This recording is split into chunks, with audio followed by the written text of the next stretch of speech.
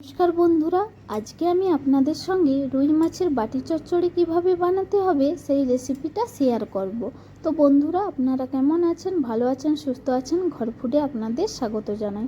আপনারা চিংড়ি মাছের বাটি চচ্চড়ি খেয়েছেন, ছোট ছোট মাছের বাটি চচ্চড়ি খেয়েছেন, কিন্তু এই রুই মাছের বাটি চচ্চড়ি একবার ট্রাই করবেন, দেখবেন এর স্বাদ কিন্তু অতুলনীয়। একবার খেলে বারবার বানাতে ইচ্ছে করবে। আপনারা যদি না এই রেসিপিটা জেনে থাকেন তাহলে তাড়াতাড়ি রেসিপিটা দেখে আপনারা বাড়িতে একবার ট্রাই করুন। তো রুই মাছের বাটি চচ্চড়ির জন্য আমি এখানে রুই মাছ নিয়েছি, আর রুই মাছগুলোকে ছোট ছোট করে টুকরো করে নিয়েছি। এর থেকে বেশি কিন্তু আমি ছোট টুকরো করব না, এই টুকরোগুলোই ঠিক আছে। এবার এগুলোকে আমি সাইডে রেখে দিলাম নুন হলুদ মাখিয়ে। আর এদিকে দেখো, আমি আদা গ্রেট করে নিয়েছি, আর রসুন আর পেঁয়াজ বাটা নিয়েছি। এবার মাছগুলোকে আমি হালকা করে একটু ভেজে নেব। তো ভাজার জন্য আমি এখানে তেল, কড়াইতে সরষের তেল দিয়ে দিয়েছি। তেলটাকে ভালো করে গরম করে নেব। গরম হয়ে গেলে মাছগুলো তেলের মধ্যে দিয়ে দেব। বেশি কিন্তু ভাজবো না, তাহলে মাছের কিন্তু স্বাদটাই চলে যাবে। তো এখানে আমি মাছটাকে একদম হালকা করে, হালকা আঁচে এটা ভেজে নেব।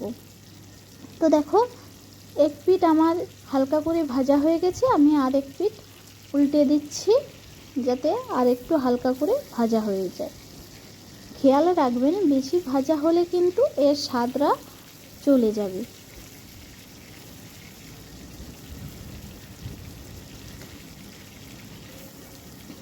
তো দেখুন, আমার কিন্তু হালকা করে মাছটা আমি ভেজে নিয়েছি। এবার এগুলোকে আমি প্লেটে করে তুলে নেব।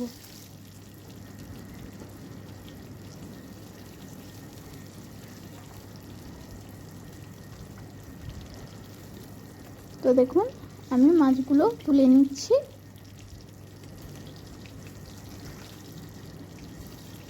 এবার এদিকে আমি বাটি চচ্চড়ির জন্য একটা প্লেট নিয়ে নিয়েছি।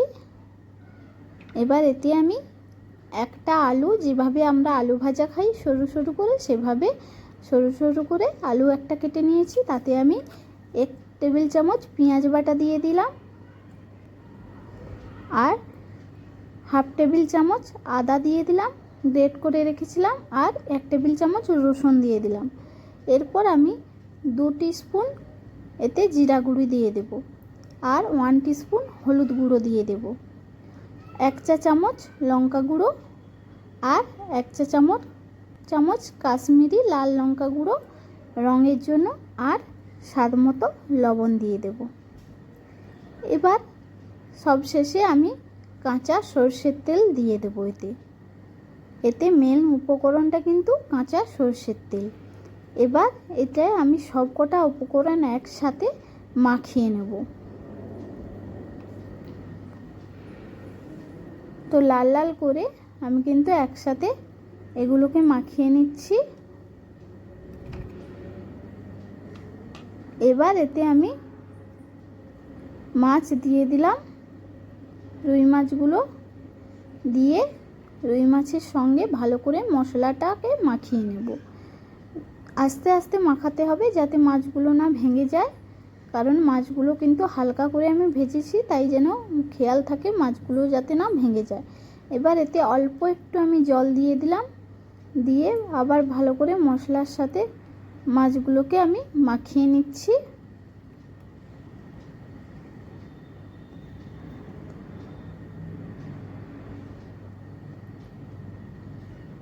দেখুন, আমার কিন্তু মাখানো হয়ে গেছে। এবার আমি সবশেষে একটা টমেটো কুচি দিয়ে দিলাম। টমেটোগুলো কিন্তু একবারে পাতলা পাতলা করে কুচিয়েছি, তো এর মধ্যে দিয়ে দিলাম। দিয়ে আবার একটুখানি আমি মাখিয়ে নিচ্ছি। তো মাখানো হয়ে গেলে এগুলোকে আমি কড়াইয়ের মধ্যে দিয়ে দেব। তো দেখুন, মাছ ভাজার তেলটা কিন্তু রয়েছে, আমি ওর উপরেই মাছ মাখানোটা দিয়ে দিচ্ছি। এবার এতে আমি জল ঢেলে দিচ্ছি। ওই প্লেটটা আমি ভালো করে ধুয়ে কিন্তু জলটা দিয়ে দিলাম। দিয়ে এবার এটাকে কড়াইয়ে একটু আমি হালকা করে খুন্তি দিয়ে নেড়ে নিচ্ছি, চারিদিকটা সমান করে নিচ্ছি। আর অল্প একটু আমি জলটা দিয়ে দেব যাতে মাছগুলো ডুবে যায়। তো জলটা দিয়ে দিলাম, দিয়ে ভালো করে এটাকে আমি মিশিয়ে নিচ্ছি। নিয়ে এবার এটাকে আমি গ্যাসটা আমি অন করে দেব। গ্যাসটা অন করে 10 মিনিট এটাকে আমি চাপা দিয়ে রান্না করে নেব।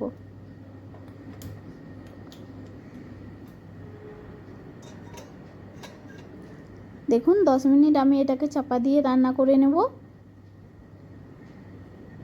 তো বন্ধুরা 10 মিনিট কিন্তু হয়ে গেছে, আপনারা দেখতে পাচ্ছেন কত সুন্দর একটা কালার এসেছে, আর টমেটো কত সুন্দর গলে গেছে, আর আলুটা কিন্তু সেদ্ধ হয়ে গেছে। আমি আপনাদের দেখাচ্ছি, দেখুন আলুটা কিন্তু খুব সুন্দর হয়ে সেদ্ধ হয়ে গেছে। তো এতে কিন্তু অল্প একটু জল রয়ে গেছে, এতখানি জল কিন্তু থাকার উচিত নয়। তাই জন্য আমি কিন্তু আর 2 মিনিট সময় নিয়ে হালকা আঁচে জলটাকে মেরে নেব, যাতে জলটা বসে যায়। এইভাবে বাটি চচ্চড়ি কিন্তু আপনারা একবার ট্রাই করবেন, দেখবেন এটা খেতে অসাধারণ হয়। আর দেখুন আমার কিন্তু হয়ে গেছে বাটি চচ্চড়িটা। এবার কিন্তু আমি একটা প্লেটে করে এটা পরিবেশন করে নেব।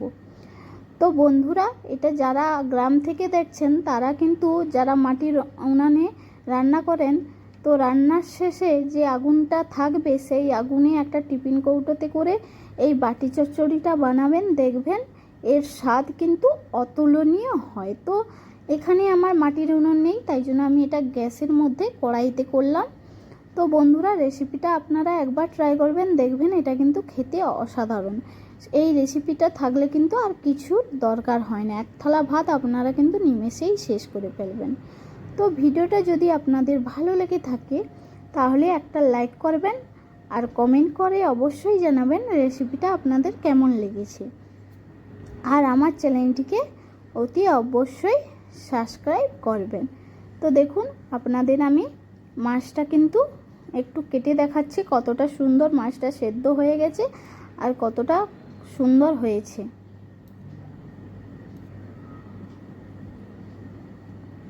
দেখুন বন্ধুরা, মাছটা আপনারা দেখতে পাচ্ছেন খুব সুন্দরভাবে সেদ্ধ হয়েছে। এটা কিন্তু খেতে অসাধারণ হবে। এই রেসিপিটা থাকলে কিন্তু আর মাংস আর মটন চিকেনের দরকার হবে না। তো বন্ধুরা, একবার আপনারা ট্রাই করবেন। তো আজকের জন্য এইটুকু। এবার আমি কিন্তু ভিডিওটা শেষ করছি। আপনারা অবশ্যই কিন্তু এই রেসিপিটা একবার বাড়িতে ট্রাই করবেন। ধন্যবাদ।